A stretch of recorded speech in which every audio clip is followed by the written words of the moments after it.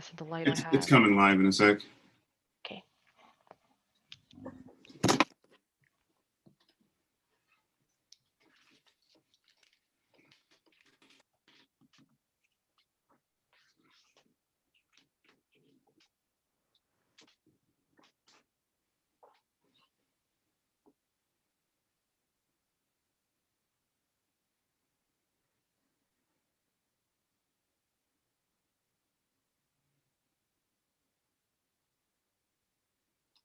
That says something went wrong. Row. The light It's coming live in a sec.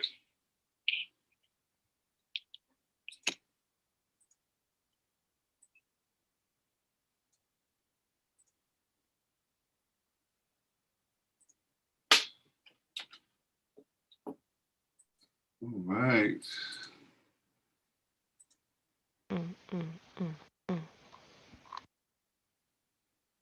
Boots and pants and boots and pants and boots and pants and boots and pants.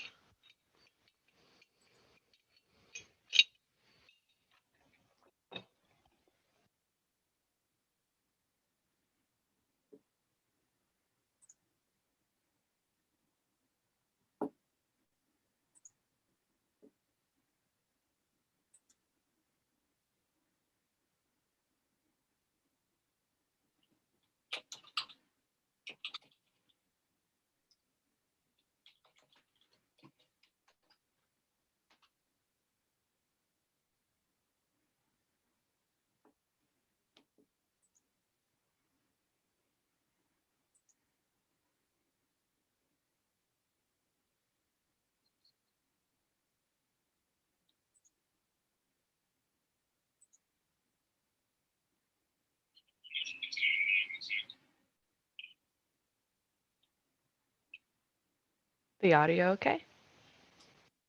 Yeah, I believe we are good. We is?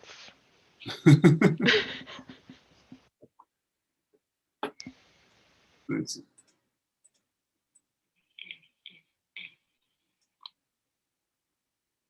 Boots and pants and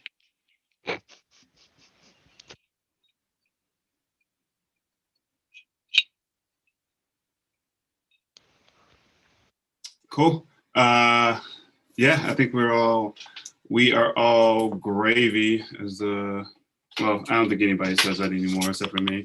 But oh my goodness. so yeah, well, thank you all for coming back and joining us. This is Intrusion Diversity System. We are live on, what is today? February 10th. 10th. February 10th, 2021. Thank you for, that's my Slack. Sorry, let me do that. Yeah, thanks for coming in and hanging out with us. I'm Moshe Bowens. And I am Sienna Del Vasto, aka C, aka C squared. True. Those are just the aliases I'll give y'all for now. All right. Yeah. Yeah, I don't know what I go by nowadays. I guess it's still just Sir Mudblood. Yeah, and we are streaming directly to YouTube Live. So we were having issues with Twitch. I don't know what's going on with Twitch. I think a lot of it's, at least from people I've spoken to, they're saying a lot of it's like, you know, they are being like hit with so much traffic due to like gaming or whatnot. I'm sure. Yeah. I'm sure the traffic has increased since, you know, the pandemic and everybody being at home, and yeah, people that are interested in streaming themselves, and then people that watch, because I know tons of people love watching, like, what are they called, play with me's, or what is this? the gameplay. They like watching people like literally play video games on Twitch, so the streams. Oh, really? Yeah. Oh, yeah. Sorry. Yeah. No. You know what it is though? No, seriously, because like people play what the heck is that game? League of Legends, Minecraft, Fortnite. Yeah, it's Fortnite, and I was just at my buddy's house. We went. I know Among Us is a new thing now. What is it called? Among Us? I think it's Oh, called Among Us. I don't know. It's what the kids are into these days. yeah. Well, anyway, they are killing their servers, so Oh yeah. that's kind of like the issue here, right? Is Mhm. the fact that their servers are kind of like sucking and slowing down, but we are going to power on through. Mhm. Yeah, and naturally, being that we're on, oh, sorry, I'm just fixing my keyboard. Being that we're on like YouTube Live, if you have any questions or want to just kind of chat with us, feel free to say, whatever. uh, just, I think, oh, is that me? Huh. Was it you? Yeah, I thought I heard like a weird echo for a second. Yeah, I heard something, but I don't know. Hmm. Interesting. See if it Uh, happens again. yeah, that is super weird. I get rid of it. Okay, there goes the echo. Okay, cool. Okay. Yeah. So yeah, thanks for coming. So what is this, season 3, episode? I think we agreed 7, right? Yep. 7. No, I thought it was 8, but it's one of those. Yeah. Well, it's something like that, right? Who Yeah. knows? Mhm. So Either uh, way. yeah, yeah, right. But yeah, so let's see. It's been, what, 6 whole days since I've seen you. I should say Yeah. since I've seen you. We spoke, like, I think we're speaking a lot more nowadays. Yeah. But like at least 6 days Mhm. since I've seen you. What have you been up to So in the meantime? yeah, so actually I got to go join. I was asked to join by Nancy. I can't remember her last name. I'm so bad about this, but she's one of the hosts for the OWASP Dev Slop show. Along with a bunch of other co-hosts like Nikki and Stefiana. I'm so sorry if I'm messing up your name. And but they were phenomenal. We had a lot of fun and learned a ton. We had Dr. Michaela Greeler on, and she spoke about finding security vulnerabilities through code review. She had so much knowledge, and honestly, she didn't get to go through like half the content and go through some more stuff. So hopefully she's gonna put out more content later. And I know she has a Twitch and she has a YouTube's, so I will be Mhm. checking that out. But she had plenty of information to show, and she has a lot of science and studies to back up to show how code review, and if code review is done well, how much that can really improve, and specifically from like the development side. So not necessarily as a security analyst being a security SME and going from that aspect, but actually being a developer and implementing code review and useful code review, Mhm. and how there's a healthy balance, or there's a good balance when you have manual review as well as using automated tools. So it was really fascinating, um, and yeah, I enjoyed that thoroughly. Um, but yeah, and you did something too, right? Yeah, I should also correct this, because I think 2 weeks ago I had the date wrong because I thought it was 2 Fridays ago. But last Friday, I joined a company called Al Marie. It's like AISLE. Mhm. I'll have to drop this in like the chat on YouTube. But essentially, yeah, Al Marie it's a company that started by Kiana Estevez. Mhm. Me and Kiana worked together at a company called Toast here in Boston, and we were both at Toast, and they had like a reduction in force when COVID hit. But basically, yeah, it's really really cool. So what she's done is bring this concept of like food together and community. So what she's doing is focusing on like chefs that are people of color, and having sessions where you sit down with your team from work, or you sit down with just friends, and then there's a chef leading you into leading you in, as you're like cooking different foods or whatnot. So we didn't actually cook food last Friday. We made like cocktails, but made some cocktails. Spoke and the audience, isn't like a deep technical audience, so totally different from what I'm used to. But they were actually really interested in digital privacy and just really learning. I think it's always great to share knowledge. So like when you can share different aspects of like privacy around like, hey, this is how essentially companies use ad tracking data, and how ad tracking data is definitely targeted by, all the way from hacktivists to, nation state actors, gave them some more background on like, what nation states are and what nation state actors are, what the hacktivists are up to, all that fun stuff. So it was really cool to kind of share that time with them. They asked me to come back, so I'm going to do it again in March, and we're actually going to cook. So Oh, nice. yeah, I'm hella pumped to actually like make food. Yeah, it was really cool. I really enjoyed it, and definitely, shout out to Kiana for inviting me on. I really had a good time, and I'm looking forward to coming back again. That's awesome. What type of things did you guys focus on within privacy? Was it just specifically like how to protect personal privacy, or was it like you Mm-hmm. said, um, and how like I guess companies use that, like big tech uses that data and how valuable it is to them? Yeah, Yeah, it was really more like one side of it was like how to actually protect yourself. So that's good. naturally, how do you position yourself to leverage Tor, or we spoke about like Tor tells, understanding how ad data is used from an Mhm. attacking perspective. So if I can understand what websites you frequently target, Mhm. maybe I can find a way to look for websites that are actually vulnerable. So maybe not hitting like a Netflix, but maybe hitting some local chain grocery store that you leverage, or finding your IP, being able to track you using things like Wiggle to Mhm. identify Yeah. to identify excuse me, to identify individuals' IPs, and then geolocate them, and then create like a map of where that IP actually sits within within whatever country or whatever that wherever that person lives. I know you can use things like Wiggle and Aircrack NG to kind of Mhm. lay out like literally like a Yeah. topographical map of, hey, when are they actually traveling?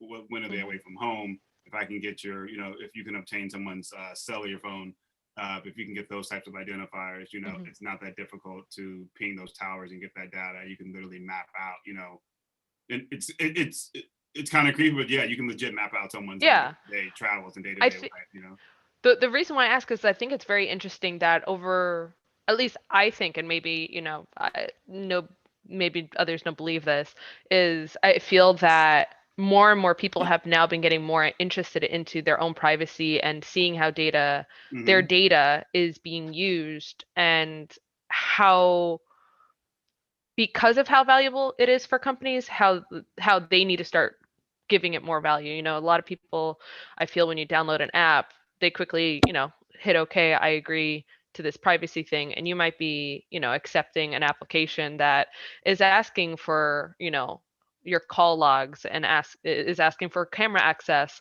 and asking for all this other things, and it might be something that is just um a tool that does not an application that doesn't need any of those things, doesn't need access to your camera for any reason.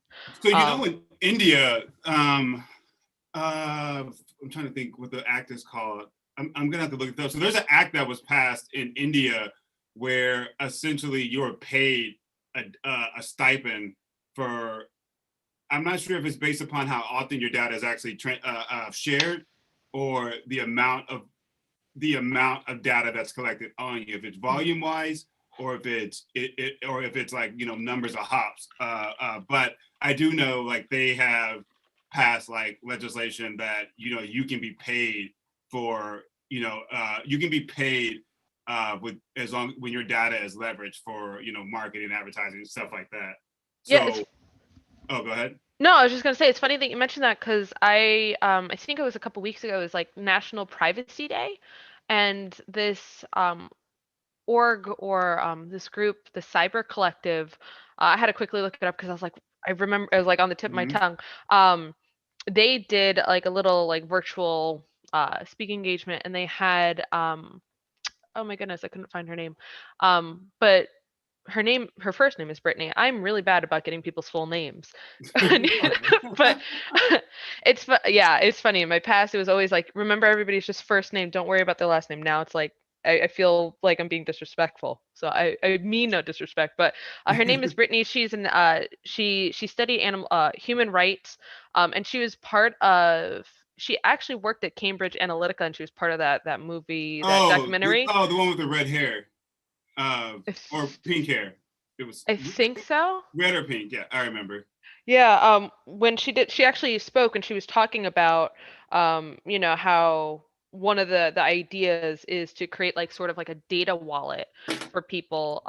So, how it would basically help once, if people were given the control of their own data and were able to charge, from that standpoint, charge businesses for utilizing those things and being able to make money off of it, and how that would help with people uh, one, like I think, in when it comes to privacy and, or lack thereof, even, that there's a lot of minorities and a lot of groups that get taken advantage of, and in that case, if people had access to things like that, they may be able to get themselves out of situations that the system kind of has put them in.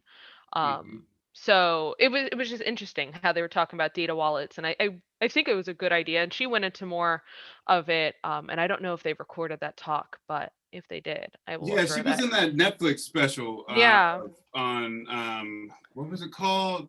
Actually, why do we do this to ourselves? We can literally just look it up. we come up with things and we're just. I don't know why I do this a lot. I'm like, just I try to forcefully remember things. Yeah, I'm just gonna type. I'm gonna get the name of the. I've come to terms with, I feel that I have a bad memory, and so that's why I put so many notes together all the time. But maybe I've become too reliant on my notes. It's called The Great Hack. The Great Hack, yeah. Yeah. Okay. So see, we're not too much of a dummy. You know, Yeah. we Yeah. make it work. Yeah, that is a sick movie. I haven't seen the. Mm. My wife was telling me, was mentioning. I guess there's a new special on Netflix called The Social Dilemma. That was a good one. I haven't watched that yet, but I'm not on Facebook, so I don't know like what they. I guess they focus on maybe all social media companies. I'm not Yeah. entirely sure. They Oh, they talk do. about Pinterest, Instagram, Facebook, Google, basically how,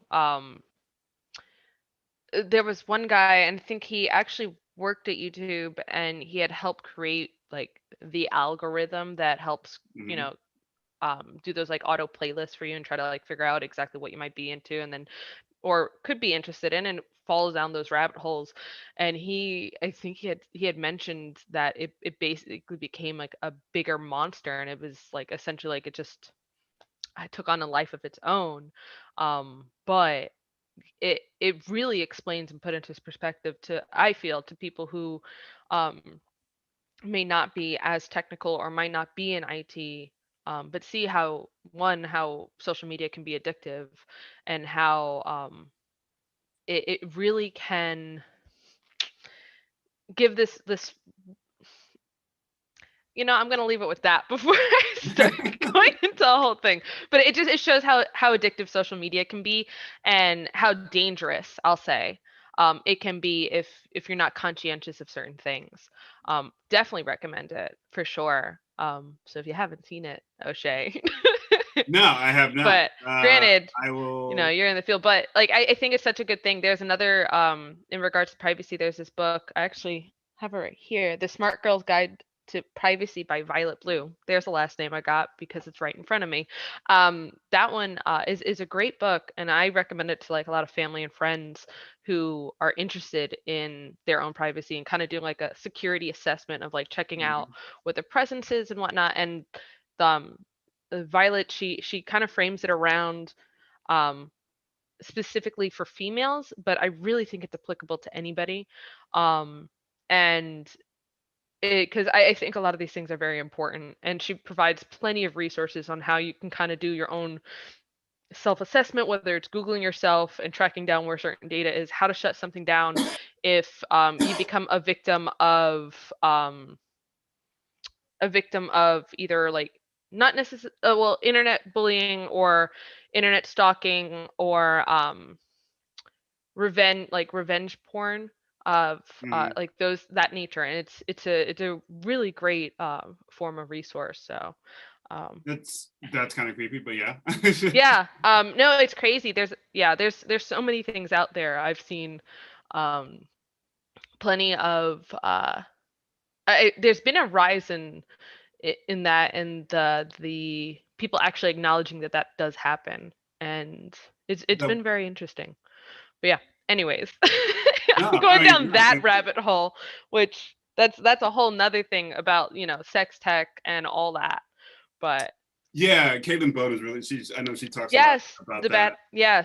the bad what Very, army is great. Yeah, I got to meet her at uh my first DEF CON, which was the last DEF CON that was live. And like I said, I'm very much like starstruck, and I totally was. I'm so used to lurking on the Twitters that I just, yeah. But that's just because I was like, I'm like, oh, I follow you. Like, what?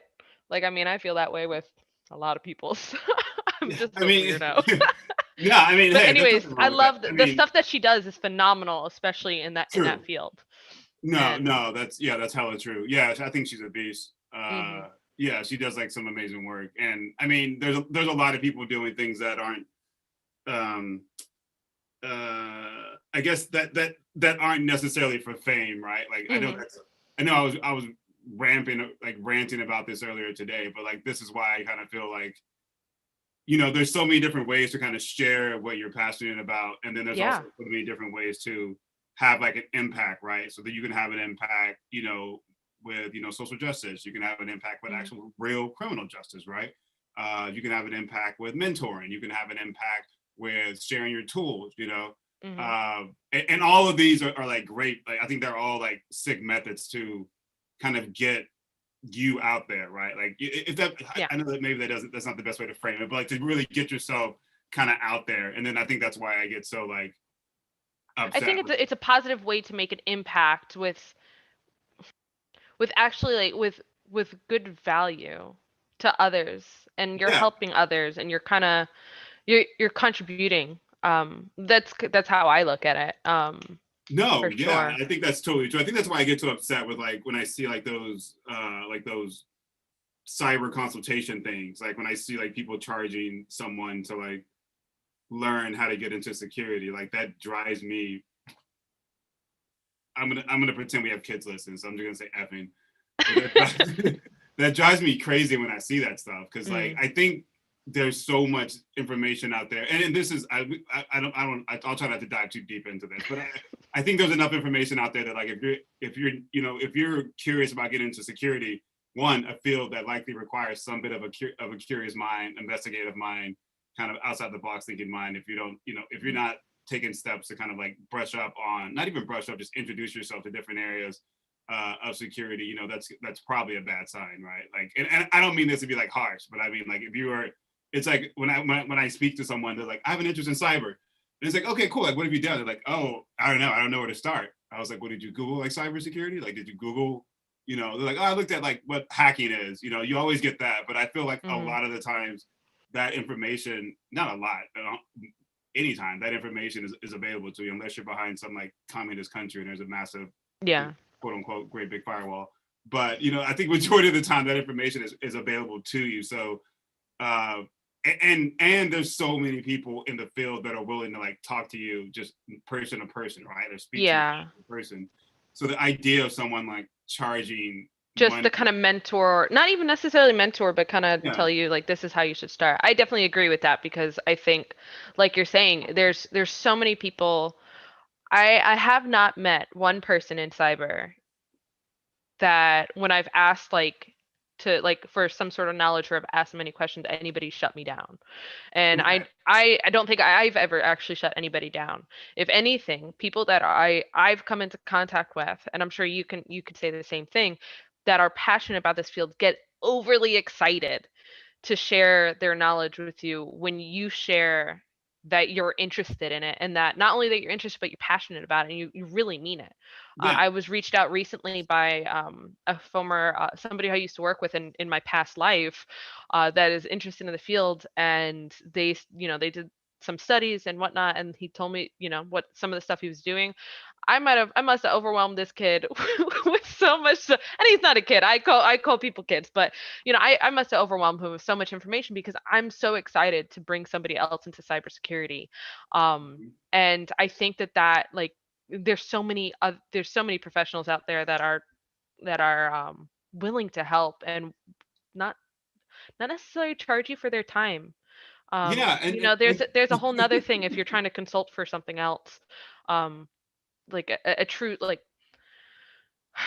I almost said true service, but like I feel I don't know. To me, I kind of believe in karma. For me, if I were to charge somebody for information that I am willing to give to you for free, I wouldn't do. I'd feel like bad karma. Karma would come back and get me somehow. yeah, and that's not to knock anybody's like Yeah, I'm not. hustle. Like If I'm a that's your businessman, hustle, Yeah, like yeah, I'm running a like business. Yeah, I get it, but I feel like this is just my advice, and I hope this reaches somebody that maybe needs it. It's like if you're gonna go that route, be sure that the person you're getting the advice from is actually like in the field, right? Like actually focuses on what they're doing, because like there's so many. I think there's always going to be like attempts to make fast money, right? Like it's, I mean, and that is a way to make some fast money. And this isn't to like diss anyone, but I've just seen over the last year or so that this is just kind of like ratcheted up with this, hey, here's a fee for me to sit down with you to talk about something where I'm just basically going to give you a bunch of resources that aren't mine. I'm basically going to point you in to this website or to this other person's like material. Like I think it's a whole different story if you're running like an academy. You're teaching. Oh yeah. If you're something. doing an actual academy or you're providing genuine content, that's a whole nother thing. I mean, Yeah. great. Like there's courses like Heath Adams, the cyber mentor. He has so many courses out there. Um but he's created these courses, and so you can go on Udemy, and every so often they'll be like a discounted because I think sometimes it's like $50, but if you get the right discount it could be like $10. But that's somebody who's creating this. He's been in the field for so long, and he creates this content. He's not pointing you into a direction where it's like go to I don't want to badmouth any in particular platform out No, there, but he's not sending you to some platform to go learn it on your own. He's telling you here's resources that I've put up with, and a course that he's created, and it's phenomenal. I love his courses. Yeah, I don't know. I feel like that's like super scammy, and it bothers me when I see it. It's like targeting more like people of color too. Like I feel like that's like where the target market is. It's just not necessarily, it's not. A lot of my like buddies that are like my white counterparts, friends, like I don't see a lot of like you don't hear that from them, right? Like or like my friends that are like Indian or Asian. So when I see stuff like that targeting, the like the minority. I shouldn't say minority. I actually hate when people say that, but because I was like we're not really minorities, but yeah, but targeting people of color, like it just bothers me, but. Anyway, that's all I'll say on that. So there's our rant. Yeah, I know, right? See, I told you, like I've been working on like how to like scale it back. I mean, I think you did good. Yeah, I know, right? That could have easily turned into an hour. And then... Pat yourself on the back there, sir. Yeah, I know. Thank you for helping. I was like, my name is O'Shea. I have a rant problem. I'm a recovering ranter. Still in progress. Well. Yeah. So what's happened in the last like 6 or 7 days, right? I know you had some stories you wanted to get to, so I always like to say ladies first. So I'll let you. So I'll jump into one that I found more interesting than the other. I don't know why I looked at this one, but so the first one that I found really interesting actually was about might have had something to do with a news story that I think I brought up a couple of episodes ago whenever we dropped the audio for that one. But so with so actually this has to do with Chrome. So recently, and I don't know if anybody else has noticed, but Chrome has done a ton of updates, and I think also, insecurity. I feel like we've been on hyperdrive with COVID and with the pandemic. Excuse me. And so Chrome actually just pushed out a very well, it's actually just pushed up one of their first. I'm sorry. We're on Chrome 88, right? Which is actually one of the first updates since Flash has been end of life. And for those of you who might not know what Flash is, Flash was a software that was created by Adobe that was used really to support like multimedia functionalities. So whether it was like audio on web pages or videos, things of that nature. Tend to be have a lot of issues with it, and it was end of life as of, I believe it was January. Yeah, Anyways, December time it's frame. we're past it. It's supposed to be done. So Chrome right now actually just pushed out we're an update for Chrome 88.0.43.24.150. And actually, it involved a 0-day that was described as a heap overflow memory corruption bug in the V8 JavaScript engine. This is CVE 2021-20 21-148. Okay. Mouth load right there. But why I think it's interesting of how it kind of may have tied in with what happened previously was that when it got published, I'm pulling up the dates really quickly. So it was um, it was found in the wild, being utilized in the wild just before security researcher named Matthias Bulens reported the issue on January 24th. Now, 2 days later, after his report, the Google's security team published a report about these attacks being carried out um, by North Korean hackers against cybersecurity community. Now, um, that the attacks against the cybersecurity community, they're referring to the social engineering attacks that were going on, where the threat actors were befriending security researchers that specialize in vulnerability and exploit development to get them one to gain confidence with them and get them to agree to collaborate on developing vulnerabilities and, well, not developing exploits. And once they did, they would actually um, trigger they would launch malicious code, actually malicious DLL through I think was it Visual Studios? I don't. It was through the software that they were utilizing with them, or the application that they wanted to collaborate with them on. Mm-hmm. But there was another way. So there was that main form of how they were, um, I guess, exploiting the security engineers.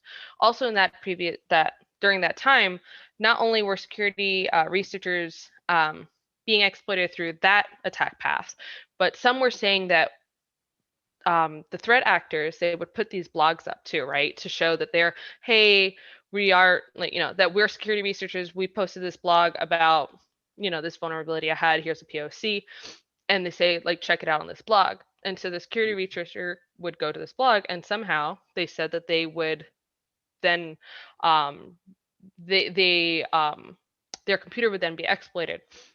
But they said they were up to date on their machines, and that their Chrome was up to date, but they couldn't figure out, and so they knew that there was a 0-day, they just didn't know what it was. Mm-hmm. So the report that then in a report, now back to the current, in the report that came out on January 28th, Microsoft said that the attackers most likely used this Chrome 0-day for those attacks.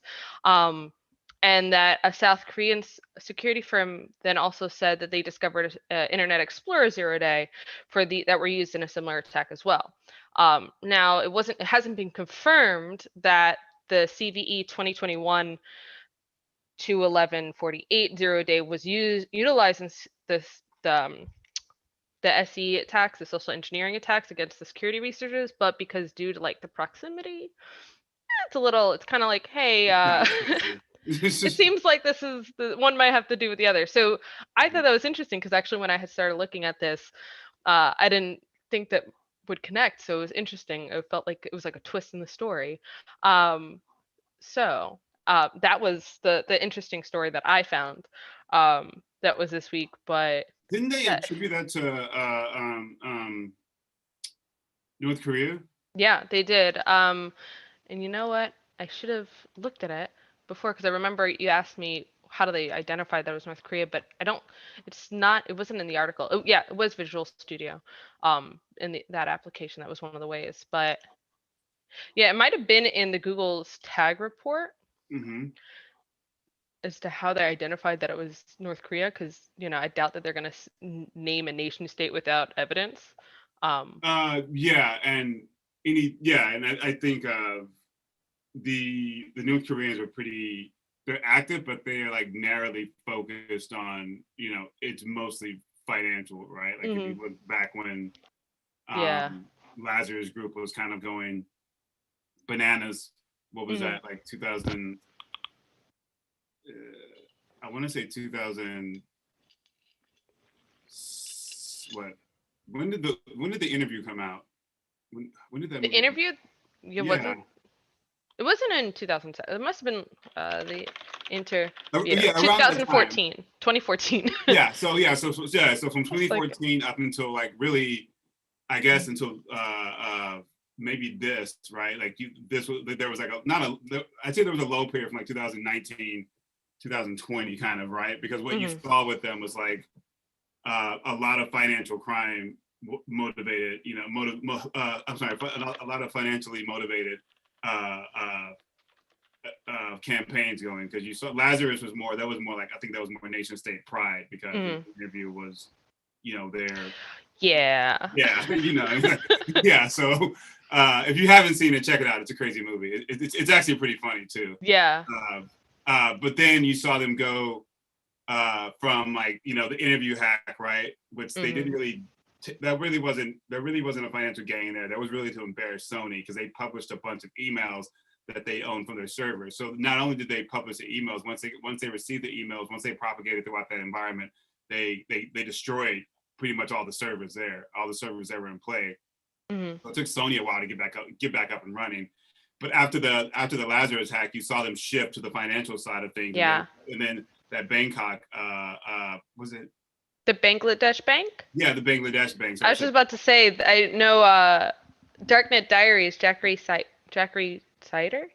I'm bad at last names. I need to get better. I think that's how you say his name, yeah. Yeah, I used to think his name was like that his name ended a different way. Like, I don't know, because the way he says it, Jackery Cider, but it's Jack Cider. So I thought it was Jackery for a while. I'm a jerk. Anyways, yeah, he did an episode actually on it, so that's how that's what it was.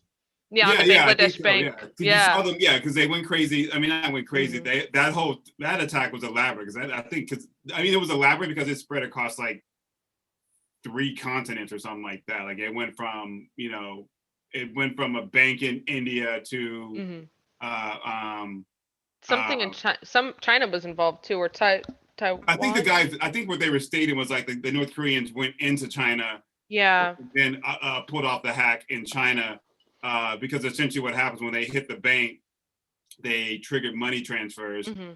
I can't recall how much they got away with, but they were inside whatever. Wasn't it a casino?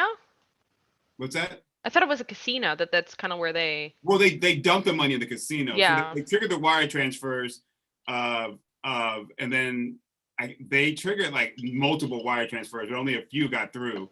But the few that got through was upwards of like, I want to say $20 to like $60 million, and then they transferred that to a casino, not in Macau. I want to say it was actually in Thailand. I think the casino was in Thailand or something like that. It was something along those lines. Yeah. So they had the mules there. They got the money, and then from there they went. I mean, I guess the theory is like they went from China and then back out. Wasn't it actually considered one of the largest bank heists too? Like one of the largest bank robberies, right? Yeah, I think largest in regards to its success. Yeah. That was taken, but also largest in the attempt, because the attempt was upwards of like a couple $1 billion. It's like yeah. I think it was actually like $1 billion. Like it was like $1 billion that they had, when you add up all the attempts for the wire transfer that they triggered. I'm almost certain someone went to jail behind that, because like the way that they, at least from the research that I read, it looked like once they got inside, they had a pretty good idea of what to do with those Swift systems. Like Mhm. they had a pretty decent idea Yeah. how to maneuver through. So Swift is it's a banking it's a piece of software to initiate bank transfers and communicate with like local banks across the world. So like the Federal Bank of Arizona Mhm. has like a Swift. I mean, the Fed Bank in Arizona has like Swift because to communicate with the Fed Bank of Cleveland, right? And then if you take that to a global scale, world banks use Swift too. So Mhm. world banks in India, Europe, America, of course. Mhm. So it's not like you can just get your hands on that software. Like I can't just grab it and put it in a lab environment and begin to Oh maneuver yeah. around it to determine No, like they had extensive knowledge of that software. yeah, so I think that's why they Mhm. felt like it was an inside job. So I'm almost certain one person or two people maybe went to jail. They identified one of the hackers. I can't recall how they found the guy. I yeah, I wish for the life of me I could recall how they actually found him. It wasn't like his code was out somewhere. It was something kind of sloppy. It may have been. Oh, that's what it was. It was one of the email addresses that was used. That's what it Yeah. was. One of the I email addresses that was used in the campaign. He when actually you were used it for saying it, I was just like thinking, I was like, wait, wasn't it this? But then I'm like, maybe I'm mixing up two different stories because No, yeah, when they started yeah. digging through some of the logs, and one of the email Mhm. addresses actually he used his real name, and they were able Yeah. to bounce and analyze Mhm. and correlate from that email address Mhm. to other accounts that were registered with that, and then that's when they began to Exactly. determine. That's how they figured out the guy was in China when it went down. So the hack Yeah. actually went down. They crossed the border and went into China, Mhm. did the hack. I'm guessing, waited for the mules to bring the money to him, and then And went then back went yeah. back over to North Korea. I think Yeah. it went down something like that. Yeah. It's wild. Yeah, it was ill. So Yeah, I just remember like listening to that episode and being like, like this is not like this is like a movie. well, Like, when it happened and the news was coming out, because I was like following the news about it. So yeah. it was like these slow drips of like information because it took like over a year for like Oh, I'm sure. more Yeah. for everything to kind of come out. So you kind of forget about it, and then like a year later, like, hey, remember that hack we that happened at that bank that someone stole $60 million. This is pretty much how it happened. So I want, yeah, reading the paper. I mean, reading the entirety of the campaign. The complexity there is it's definitely interesting. It kind of shows you what happens with when you have all the time and money in the world. Like, I mean, I shouldn't say all the time and money in the world.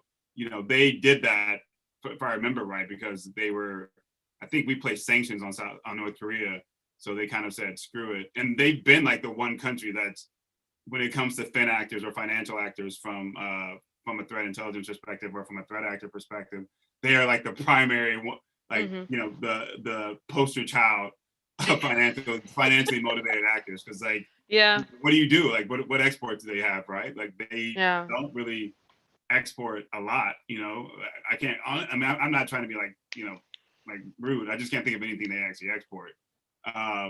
So what do you do when the world starts putting sanctions on you, Sanctions on you. Yeah. I and you mean, got a crap load of like talented computer scientists and mathematicians and groups of hackers, right? I mean, you start mhm. stealing money. I mean, that's basically what their whole modus operandi is. It's take money to support, our rocket programs and Yeah. try to fuel our nuclear dreams, if you will. I don't know why that totally made me think of what was it called? The How to Love. Oh my gosh, Doctor Strangelove and How to Love the Bomb, or How I Came to Love the Bomb. You I've ever? never seen that. No, it was a book, but yeah, I remember seeing. I don't know why it made me think of that How to Love the Bomb. It's like, oh gosh. Well, I'm glad I could help. See, that's what I'm here for. Bringing up Uh, random historical hacking stories. I no, don't but know I why think I stuff. think that like the history that like the cyber history is something that's like very important. I mean, like Yeah, myself, for sure. being new to the field, like I didn't have the experiences of like you had it like getting the information trickling in and actually seeing it kind of like unfold over the course of the year. I had heard about it, but I wasn't in the industry at the time. And Hmm. me learning about it was through podcasts or through whatever else I could find. I mean, Um, as long as you're learning, right? Knowledge is power, right? It's true. Yeah. So what else happened? Yeah, There was, you tell or us. is, there's an article that caught my eye that I thought was like kind of crazy. So, essentially, this one was on Threat Post, but the more I read into it, I kind of had a sigh of relief because when you're reading in the beginning, you're like, holy crap. But essentially, there is, this researcher who basically, kind of spoke about, hey, this is how I hacked like multiple companies, right? Like you start hearing names like Apple, Microsoft, And you're like, Netflix, and it's like, oh crap, I'm on all three of those. okay, like, yeah. like this is Like, like now it's selfish time because this affects me. I swear, Um, whenever you see a breach, like especially once you like learn or when you get into the field, I feel you hear about a breach, you're like, oh no, no, no, no, and you start looking up, you're like, am I on for this real. dump? Like, No, yeah, I quick, mean, I think send me that's the real list. life. I need to check it. Yeah, I mean, especially if it's something you're paying money into. Like, Oh yeah. yeah, I mean, I can't count how many times I've had to switch cards. Now I'm using I don't even get upset anymore. I'm just like, cool, call the bank. Oh yeah. I've been actually thinking about doing privacy.com because they do like the privacy card, but I don't know. We'll see. Yeah, let me know how that goes because I've been thinking about Yeah. that. I might do a Haven't trial done run. it I'll yet. keep I'll keep you posted. But Yeah, for anyways. sure. Yeah, yeah. Oh, yeah. So this is actually really, really cool, and I think this is something I spoke about last season with Doug around, really understanding how to incorporate security into containers, Kubernetes, any type of packages that that have dependencies that are for your application. So essentially, what happened here was there's a researcher that was able to, basically him and I believe it's him and another gentleman essentially were in a bug bounty. They were doing a bug bounty hunt, and one of them somehow or another found some code from PayPal on Git. And I think how this goes from here. So basically, in finding that code from PayPal, they were able to essentially kind of determine like, hey, well, what type of packages does PayPal call for, right? Like, what are Mhm. they? I mean, what type of packages are they using?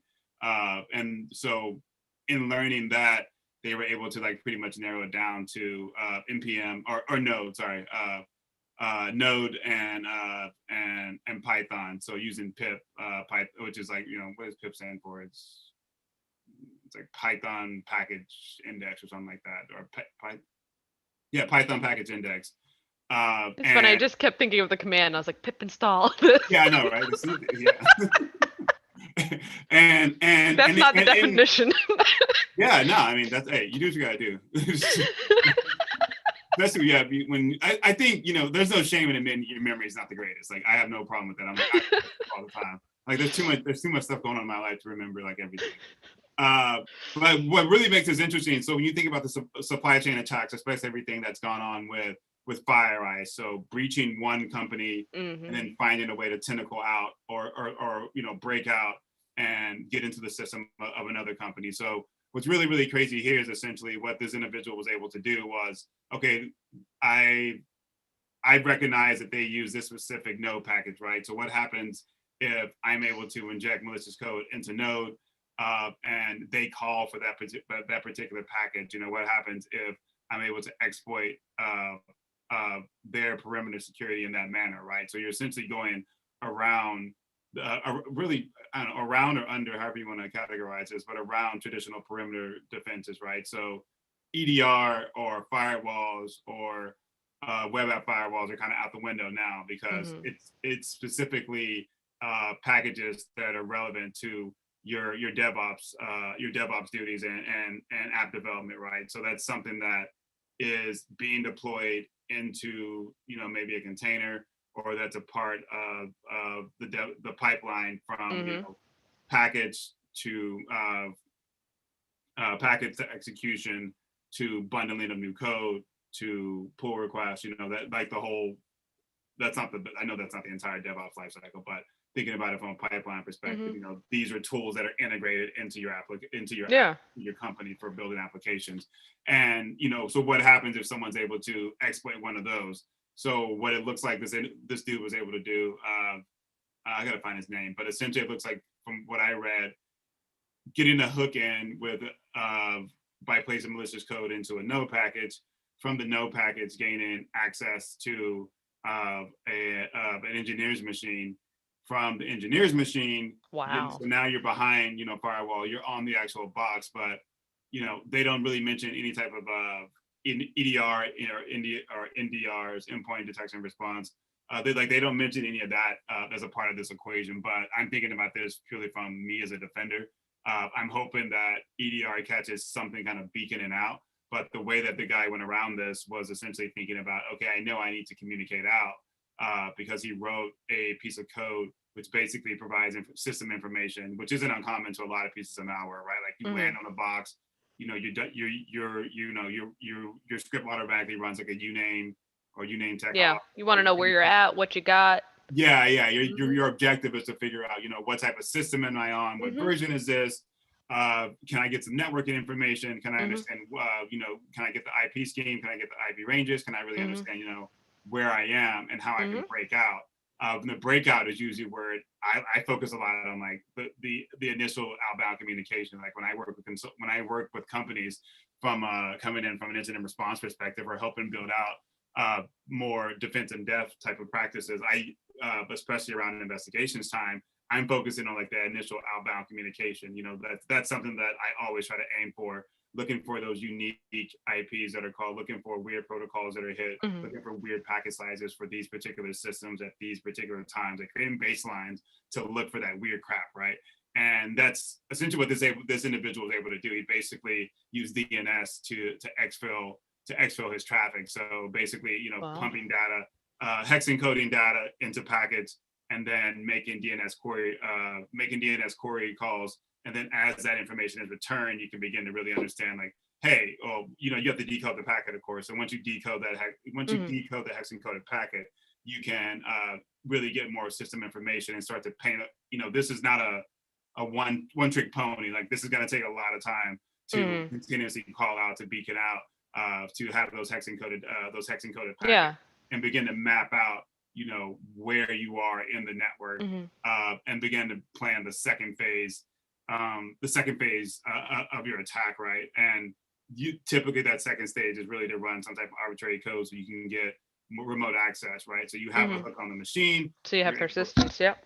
Yeah, you're able to communicate out. You're able to communicate outbound. Now you need to think about, okay, well, how do I get like a permanent hook, and how do I begin to move around the environment? So I thought it was like, it was definitely really, really crazy to think about it from a package perspective, because a lot of times, and this is what I was harping on last year when I said I'm spending this year getting better with DevOps stuff, but really thinking about, okay, well, if I have these specific packages with these dependencies, Node, Java, whatever it may be, how do I determine if this particular dependency or this version of Java, how do I understand what vulnerabilities exist within that particular package? How do I understand if I'm susceptible to that?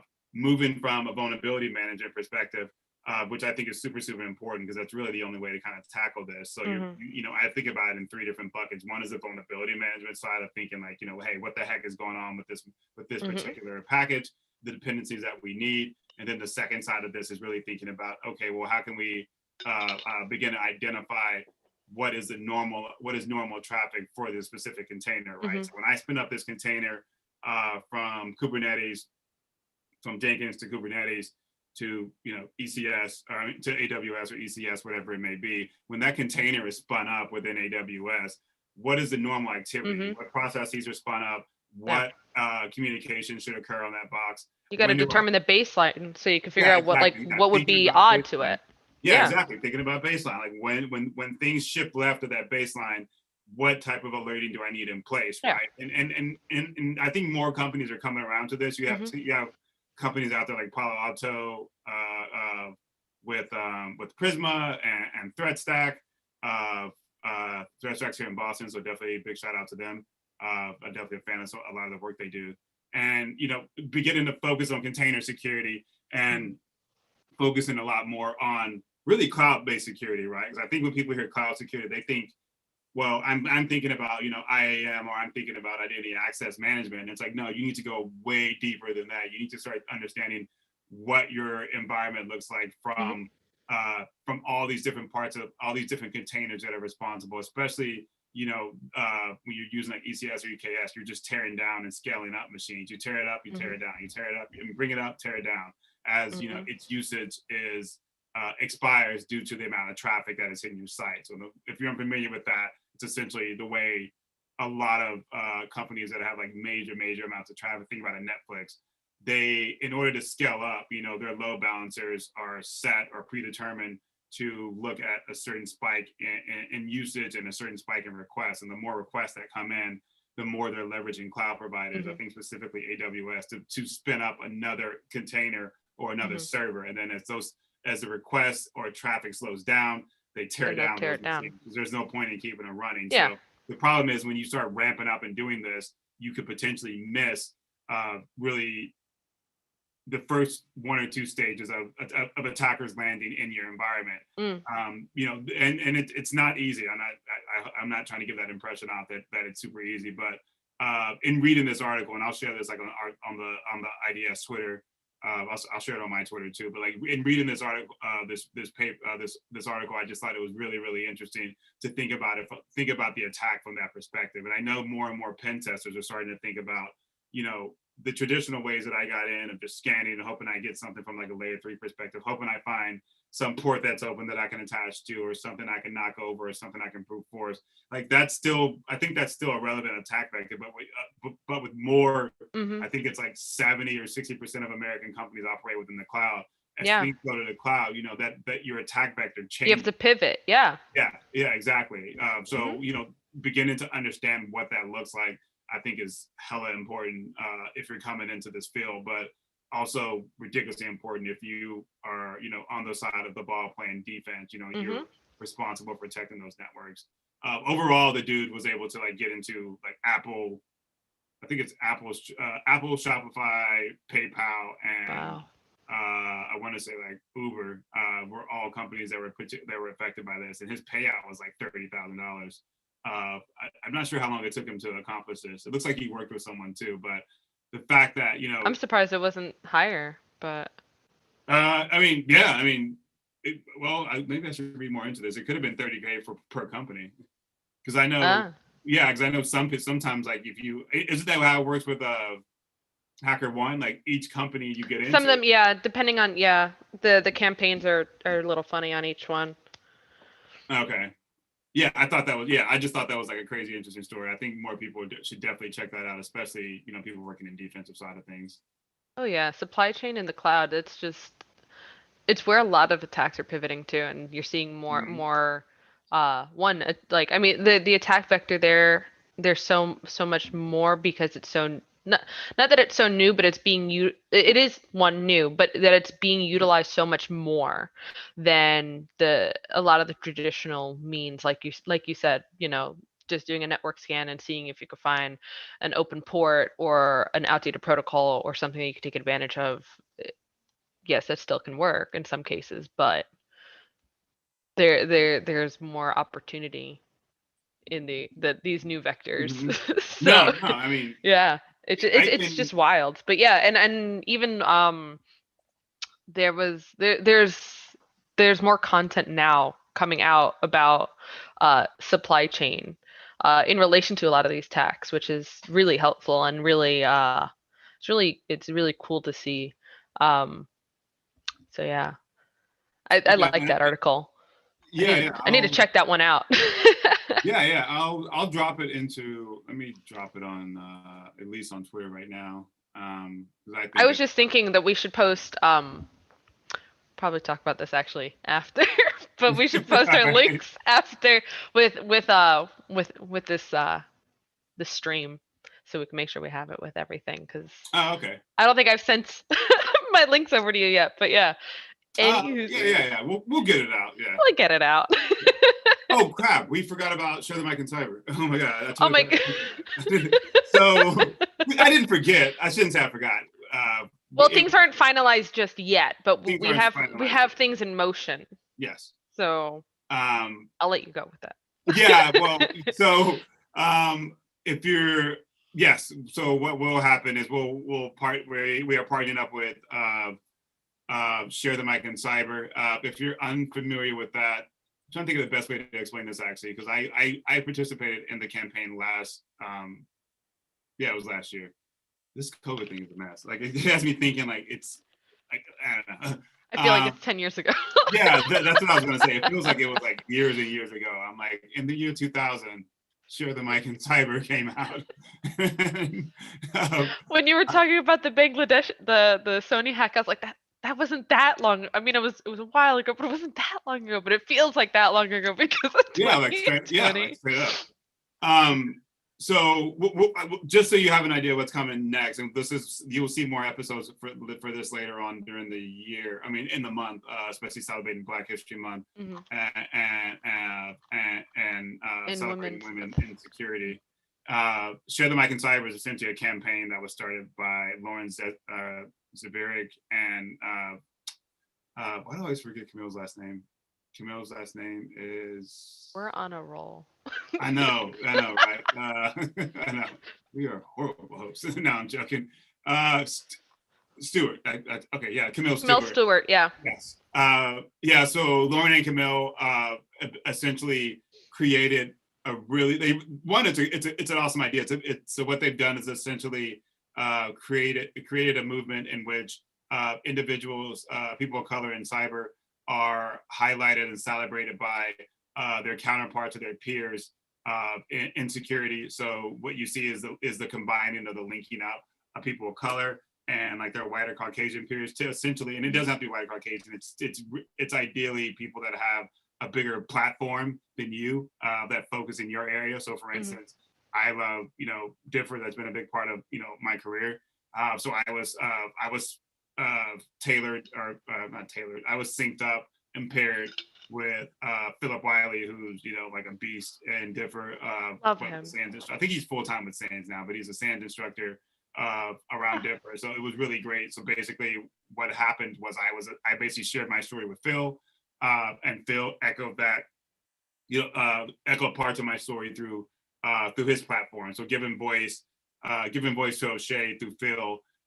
And reaching a broader audience, and what came from that was just like a lot of connections that probably wouldn't have happened, but also the ability to connect with someone that I actually look up to. Phil, like it wasn't like I asked to be linked with him either. Like I did not ask for that in any way, but it's someone I follow for years and years and years. I am a great admirer of his work. I think a lot of the people at Sands, I'm great admirers of their work, which is why I'm kind of like starting the path to become like a Sands instructor. But it's a lot of like, people that do awesome work, that contribute to the community, that are sharing it, that are helping other people reach their dreams and find their talent and find their skills. Like I think that's like, kind of like the epitome of like the human goal in a sense. Like your entire mission on like Earth is to, well, one, some people may disagree, but one is to have children to propagate, to bring about the next generation. And I think the secondary part, outside of like internally wanting to build and fulfill your own, fulfill your own destiny and work to the greatest of your potential, is really to help other people. Like at the end of the day, month, year, second, hour, whatever. Like I feel like the more you help other people, the more you're contributing to like planet Earth, or humanity, whatever you want to call this experiment. Yeah, I definitely agree with that. It's paying it forward and making an impact through helping others, like you said. Yeah. So we'll have more information around Share the Mic in Cyber, but expect some more episodes with some. I'm gonna go ahead and guess some amazing women coming on and sharing their stories with us. So I'm super pumped for that. Super excited for it. Yeah, I can't wait. I'm super excited that we're going to collaborate with them, and I can't wait to see what they bring. yeah, it's gonna be. I think it's gonna be sick. So yeah, I mean, and the first time they ever did it, the Share the Mic, was last year, and it was literally just that campaign, and I really think it was a great way to spark and show just show the diversity in cybersecurity and empower, just like people of color and like through counterparts. I think it's such a great, and I'm happy that they're doing it again, and I hope it's going to be like an annual thing. Yeah, there's another thing about it that I think is like amazing, at least the output is, and it's really knowing more people of color that exist in this field, right? Like Yeah. I know like a lot of people, I'm not like, whatever, Mr. Popular, but I know a decent amount of people in security right now just from doing this for, for as long as I have, Like and Mr. Popular. and all that stuff. But through Share the Mic and Cyber, there's so many other people that I met that have been great contacts. I've shared some of my research with, I've reached out to while I'm working on certain things to kind of pick their brain. So that was like an amazing gift that came from Share the Mic. It's just like the ability to reach across the aisle and find more people, especially more people of color, as we're trying to get out of that.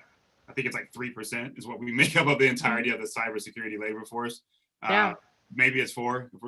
So breaking out of that, is going to take a lot of us, to be blunt, communicating with each other and helping each other. Like, I don't think, the attitude of, anybody can do it on their own. I'm not saying that. If you're out finding 0 days, you're probably going to be okay. But for the people that are focusing on, GRC, focusing on cloud, focusing on differ, having more partners and having a bigger network allows you to learn and grow more. I'm saying that from personal experience. Like, that's how I think I got to where I am now, in a sense, was really knowing more people and broadening my knowledge base, right? And that came from just people to people communication. So yeah, super pumped for definitely super pumped for this.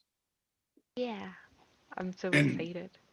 Well, I guess on that note, do we want to? There was this. I don't know if you saw this Monero mining malware. Did you see this? No, this I did not. The second time it's happened, or the second time in the last 6 months that this has happened. No, I didn't see it. Tell me. Yeah, so I only the real reason I pay attention to this is because I own Monero. You have Monero? Yeah, so I was like, oh man. You're like, oh, why this again? When I saw the original headline, I thought a wallet got hit. So that's why I was like, oh crap. Yeah. So again, going back to like self-preservation and being selfish. Of course. So it wasn't a wallet that got hit. There's essentially, I guess there's essentially like a gang that's been labeled Team TNT. And what they've been doing, and this goes back to this kind of goes right back to the DevOps side of things, but what they've been doing is deploying malware and then leveraging a machine's resources to mine crypto, right? So if you're familiar with the whole process, essentially crypto is mined with just massive amounts of computation and CPU usage. And then, it takes, I don't remember the exact fractional amount, but how much, how many computations and how much CPU it takes to produce one coin, but it's a lot. So that's why there's massive server farms that are producing cryptocurrencies. And people make a living from it. I met some guy that does that. It was kind of crazy. Like, that's all he has a server farm? Yeah, he runs a server farm. Yeah, wow. I think he's like over in the Philippines. It was ill. Like, he showed me pictures of his whole thing, and it was, it's crazy. I feel like that's got to generate so much heat and like electricity. Yeah. Anyways. Yeah, good for him. He was a cool dude too. But so essentially, what this is it's malware named Hildegard, and so this is from Team TNT. And so what they're doing is essentially scanning the web, looking for vulnerable Kubernetes instances. This is like I think they're looking for Kubernetes Kubernetes, or is it basically like it's basically like a serverless framework for Kubernetes. So like a lot of the hacks that happen around Kubernetes, Docker, Jenkins, it comes down to misconfiguration. So in identifying misconfigured instances, they are able to deploy malware to that particular instance, because essentially if you can gain access to one of the packaging or deployment tools like a Kubernetes, that basically means you can either swap out images that are there. So let's say you have, this version of Red Hat running, what's to stop me from essentially changing that to a version of Red Hat that has some type of C2 backdoor baked into it. So once it executes within your environment, boom, now, it gets me a hook in. So what they've been able to do is essentially leverage massively scanning the internet, looking for, I can't recall the port. Maybe it's I was looking at the article again, but basically there's a particular port that Kubernetes is running on, scanning that, connecting to it via SSH, swapping out either images or leverage or abusing the Kubernetes API to gain access, and then from there deploying the malware. From deploying the malware, a instance is spun up or a machine is spun up, and then these random tools are deployed to start mining Monero. So this happened also in October, I want to say. I want to say it was a different gang in October that was doing this, but they were focused on Monero also. And I think you're seeing a shift. You're starting to see a shift to, we won't have to talk about cryptocurrency, but you're starting to see a shift to Monero from like Bitcoin, because more exchanges, or I'm sorry, more forums, for whatever usage, are seeing that there's not as much Bitcoin out there that's kind of like available for sell and purchase. So a lot of people are buying things with Bitcoin. It's not as, even though there was that weird spike last week, I think there's a weird spike in the Bitcoin market, but they're taking more Monero. They're taking what is it, what is the other one, feather coin, something like. They're taking like different versions of cryptocurrency now, just due to the fact that Bitcoin isn't the only player anymore. Yeah. So when this happens, anytime there's a shift in interest in cryptocurrency exchanges where people are starting to buy more, that means somebody has to mine more. So in mining more, you can do it, the honest way, or you can use someone else's machine to do that. So you can kind of expect these attacks to kind of keep ratcheting up throughout the year, because there is a lot more interest in. I think you're seeing a lot more interest in a lot more purchases with cryptocurrency just in the first part of this year. Is kind of telling me like more people are paying attention. I think what happened with Robinhood too was an eye opener for a crap load of Americans. How finances work. Yeah, it definitely is. And so you said a couple months ago there was something else that involved Monero. Was it Kubernetes being leveraged in that case too? Or was it something else? I want to hold on. Let me see. I'm going to look it up right now. I want to say it was Docker from last year. Very interesting. Yeah, it's something that especially when there's money involved, people, right? Like I mean, it's cryptocurrency, but still, it's a financial gain potentially with people. Yeah, it's one thing to run these attacks against an organization, but I think a lot of the times when I read about these and when I've researched them, it's usually people targeted, like people that are running this at home, right? Yeah. If you can get inside an organ and mine, yeah, I mean, all the better, right? I mean, but a lot of times, yeah, it is like hitting like actual people that are running it, because people are the ones that are most likely. Let me distinguish that. People running Kubernetes or Docker at home are, this, not to sound favoritism or anything, but they're probably more likely to misconfigure their instance because they're using it for research, they're using it for whatever. To control, the automation inside their home. I worked with a guy that did this. He had multiple Docker instances running that controlled multiple aspects of his house, like his oven, not his oven, I'm sorry, his refrigerator. Yeah. He had a television service that was basically running. It was like an internet service that basically was like his cable. But all these things were run from like Docker instances. So he was kind of extreme with it. But I think most of the time when I read about this, you don't really read about it being deployed or caught. I'm sorry, you don't really read about it being caught inside of an organization.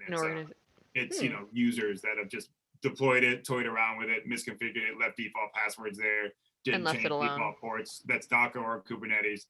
Always change the default port because there's people constantly scanning for it. Those type of steps weren't taken, and then they end up getting exploited. It looks like the one I think from last year where someone mined 57 million in profit was, right?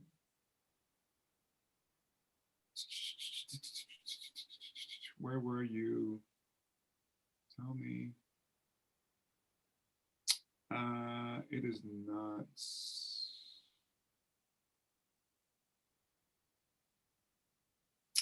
Okay, well, it's not telling me if it was whether it was Docker or Kubernetes, but I know for sure one of them was like Docker last year, though. I feel like really, really certain about this. Yeah. So fun stuff. I was trying to Fun look it stuff. up, but Yeah, I can't find it either.